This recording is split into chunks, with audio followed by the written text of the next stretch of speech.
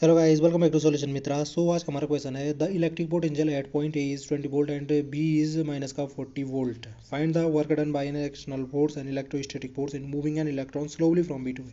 Okay, so हमें given है कि हमारे पास दे रखा है कि ये है जी हमारा एक पॉइंट ए है, ये ए पॉइंट है। इस पे हमें दे रखा है कितना है इसका पोटेंशियल, तो ये दे रखा है 20 वोल्ट। यानी कि मैं कहूँ कि जो ये ए पॉइंट है वी है, इस पे हमारा 20 वोल्ट पोटेंशियल है। ऐसे ही एक पॉइंट बी है, उस पर पोटेंशियल कितना है वी बी, वो हमें दे रखा है माइनस का 40 वोल्ट है। पहली बात तो ये दो पॉइंट है ए और बी, ये ए और बी, इन पे पोटेंशियल दे रखा है 20 वोल्ट और माइनस का 40 वोल्ट। अब क्या कर रहा हूँ, वो कह रहा है कि find the work done by an external force and electrostatic force in moving an electron slowly from B to A. यानी कि मैं क्या कर रहा हूँ, बी से ए में क्या कर रहा हूँ, यहाँ पे एक इलेक्ट्रॉन को मूव कर रहा हूँ, एक इलेक्ट्रॉन को मूव कर रहा हूँ बी से इस डायरेक्शन में। तो वर्क डन कितना होगा एक्सटर्नल फोर्स के कारण। और अगर बी से मूव कर रहा हूँ तो इलेक्ट्रोस्टैटिक फोर्स के कारण कितना वर्क डन होता है, हमें ये फाइंड करना है।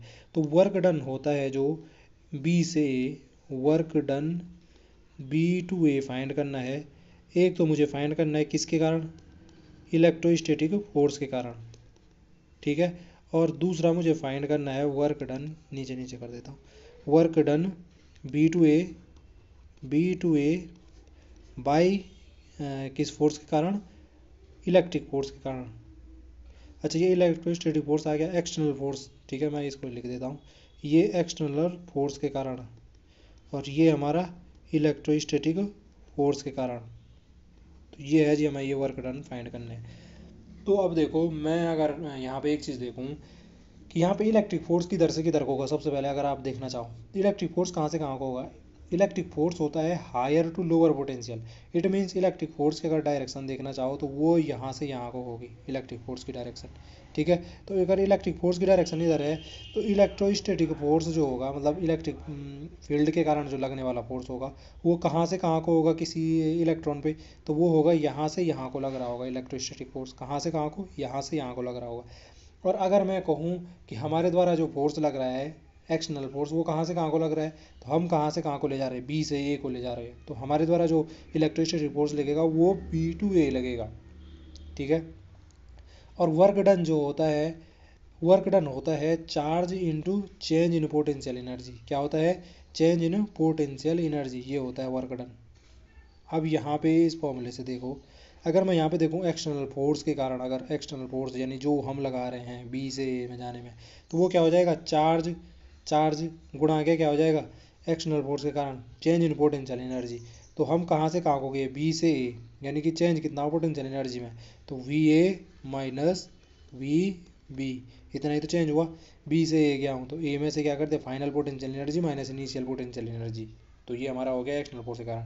ऐसे में इलेक्ट्रोस्टैटिक फोर्स के कारण देखो, इलेक्ट्रोस्टैटिक फोर्स के कारण देखो फिर से क्या हो जाएगा, चार्ज गुणा के चेंज इन पोटेंशियल एनर्जी। अब इलेक्ट्रोस्टैटिक फोर्स कहाँ से कहाँ को लग रहा है, इधर से इधर को लग रहा है। तो इलेक्ट्रोस्टैटिक फोर्स के कारण जो चेंज इन पोटेंशियल एनर्जी होगा वो final potential energy minus initial potential energy. तो इलेक्ट्रोस्टैटिक फोर्स के कारण यहाँ से यहाँ को लग रहा है, तो हमारा जो फाइनल पोटेंशियल हो जाएगा वो क्या हो जाएगा, वी बी हो जाएगा इस केस में। और जो इनिशियल पोटेंशियल हो जाएगा वो क्या हो जाएगा, वी ए हो जाएगा। तो V B minus V A क्या हो जाएगा, चेंज इन पोटेंशियल एनर्जी हो जाएगा इलेक्ट्रोस्टैटिक फोर्स के कारण। जब हमारा वर्क डन होगा तब चेंज इन पोटेंशियल एनर्जी ये हो जाएगा। अब यहाँ पे देखो कि जो हमारा चार्ज क्यू होगा वो कितना होगा, चार्ज क्यू कितना होगा, इलेक्ट्रॉन पे जितना चार्ज होता है वही हमारा चार्ज क्यू हो जाएगा, क्योंकि इलेक्ट्रॉन को ही तो मूव कर रहा हूँ मैं बी से।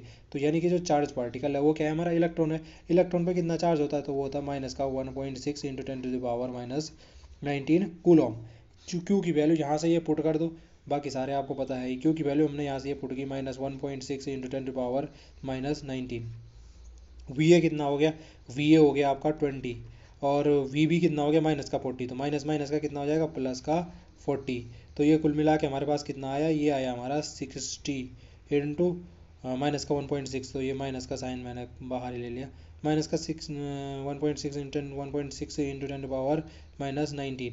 ये आप करोगे ये हो गया 16 का 96, यानी कि ये आ गया माइनस का 9.6 इंटू 10⁻⁻18, इतना जूल आ गया, ठीक है। अब यहाँ पे अगर आपको एक्सटर्नल फोर्स के कारण वर्क डन पता चल चुका है, तो यहाँ पे वैसे सीधे सीधे मतलब सीधे भी लिख सकते हो। यहाँ पे जरूरी नहीं है कि आप ये फॉर्मूले में ही वैल्यू पुट करके देखो, कि कभी भी जो होगा हमारा जो work done by external force होगा और work done by electric force होगा, इलेक्ट्रोस्टैटिक फोर्स, वो क्या होते हैं, मैग्नीट्यूड में इक्वल होते हैं, यानी कि उनका जो मान होता है वो क्या होता है, बराबर होता है। सिर्फ क्या होता है, साइन चेंज हो जाता है।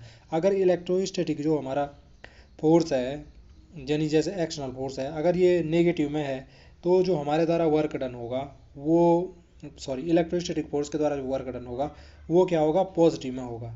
और अगर हमारा वर्क डन क्या है कि जो हमारा वर्क डन है वो पॉजिटिव में आता, तो इलेक्ट्रोस्टैटिक फोर्स का वर्क डन कितना आता, इतना ही आता, लेकिन किस में आता, नेगेटिव में आता। तो यहाँ पे हमारा, यहाँ से हम देख सकते हैं कि एक्सटर्नल फोर्स के कारण जो वर्क डन आ रहा है वो नेगेटिव में आ रहा है, कितना, माइनस का 9.6 × 10⁻⁻19। तो जो हमारा इलेक्ट्रोस्टैटिक फोर्स के कारण आना चाहिए वो आना चाहिए प्लस का 9.6 × 10⁻⁻18 जूल, पॉजिटिव का इतना जूल वर्क आना चाहिए। अब देखो यहाँ पे अगर आप फॉर्मूले के हिसाब से भी करते तब भी आप यहाँ पे देख सकते थे 1.6 × 10⁻⁻19 कूलम हो जाता, ठीक है जी। और वी भी कितना है, वी भी है माइनस का 40, और यहाँ पे ये कितना हो जाएगा, वी ए हो गया माइनस का 20। तो यहाँ पे ये क्या हो गया, माइनस का 60, और माइनस का 60 और माइनस का साइन माइनस माइनस का क्या हो जाता, पॉजिटिव हो जाता। तो वैल्यू सीधे सीधे कितनी आ रही थी, 9.6 × 10⁻⁻19, सॉरी 18 जूल इधर आने वाली थी। सिर्फ यहाँ पे माइनस का 16 था, यहाँ पे 16 आया था, तो 60 माइनस का साइन ऐसे रहा, यहाँ पे माइनस का 60 आ गया तो साइन चेंज हो गया। तो यहाँ पे देखो हमारा बिल्कुल क्या आया, मान बराबर आया, सिर्फ क्या है, साइन पॉजिटिव हो गया। तो इस प्रकार से आप देख सकते हैं कि जो हमारा, अगर किन्हीं भी गिवन पॉइंट्स के बीच में आपको उनका पोटेंशियल पता है तो हम क्या कर सकते हैं कि जो चार्ज होगा, कोई चार्ज पार्टिकल, उसको उन दो पॉइंट के बीच में अगर इधर उधर ले जाना है तो कितना वर्क डन किया है हमने, वो हम फाइंड कर सकते हैं। आई होप जो ये कॉन्सेप्ट हो आपकी समझ में आया होगा। आज के लिए इतना ही, आपसे मुलाकात करेंगे अगली वीडियो में, तब तक के लिए स्वस्थ रहे, मस्त रहे। वीडियो देखने के लिए आप सब लोगों का धन्यवाद।